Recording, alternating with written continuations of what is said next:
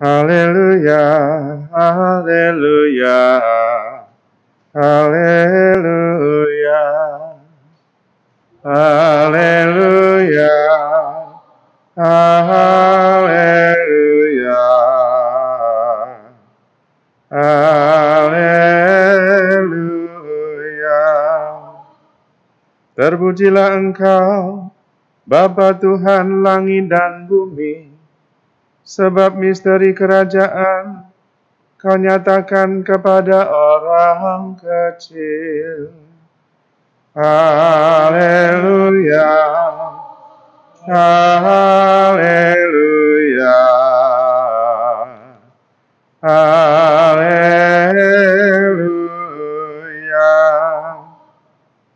Tuhan sertamu dan sertamu juga. Inilah Injil Yesus Kristus menurut Lukas. Dimuliakanlah Tuhan. Yesus berkeliling dari kota ke kota dan dari desa ke desa memberitakan Injil Kerajaan Allah. Ke-12 murid menyertai dia dan juga beberapa wanita yang telah disembuhkannya dari roh-roh jahat, serta berbagai macam penyakit. Mereka selalu menyertai dia. Para wanita itu ialah Maria yang disebut Magdalena, yang telah dibebaskan dari 7 setan, Yohana istri Kusha, Bendahara Herodes, Susana, dan masih banyak yang lain lagi. Wanita itu melayani seluruh rombongan dengan harta kekayaan mereka. Demikianlah Injil Tuhan. Terpujilah Kristus. Saudara-saudari terkasih, pewartaan Yesus yang disalibkan, wafat, dan bangkit adalah inti iman kita. Kita semua percaya kepada kebangkitan, karena itulah yang dinanti-nantikan oleh sejarah umat manusia. Para tokoh-tokoh besar spiritualitas mencoba menjawab kenapa manusia berakhir dengan kematian. Dan mereka berusaha dengan berbagai macam cara.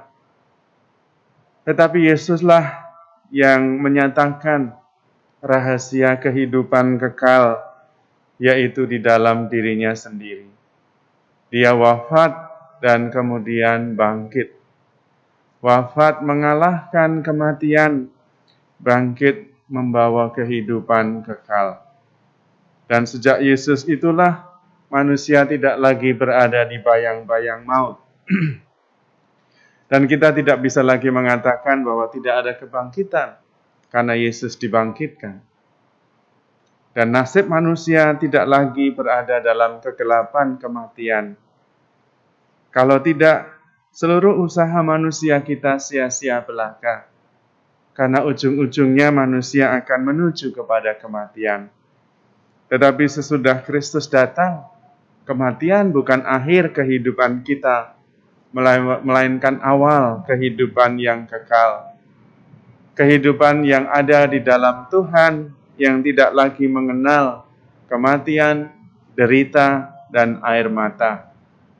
Kehidupan yang dianugerahkan oleh Kristus sendiri, Sang hidup, Sang jalan, Sang kebenaran.